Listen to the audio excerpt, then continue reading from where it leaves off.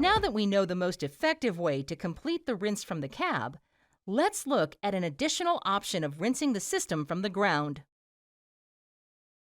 If either the rinse tank or rinse plumbing processes are started at the reload station, the operator can transition into the cab at any time to complete that procedure.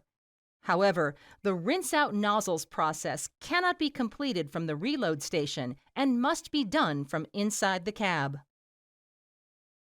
On either the front or side reload keypad, use the Display Functions Select button to cycle to the System Maintenance icon.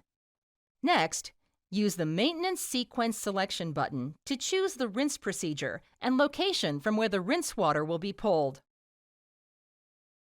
The 6 choices are Tank Rinse from Rinse Tank, Tank Rinse from Product Tank, Tank Rinse from Off-Board, Boom Rinse from Product Tank, Boom Rinse from Rinse Tank, and Boom Rinse from Off-Board.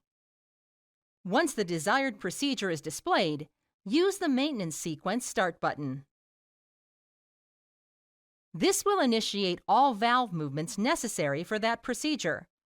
Pressing the Start button again will advance to the next stage of the sequence. Note, there will be no indication on the valve order other than seeing the agitation or bypass valve position bars change or the LEDs turn on. When all stages are complete, the pump will shut off. If the adductor was not rinsed during the last reload, this is a fast and easy way to perform the tank rinse.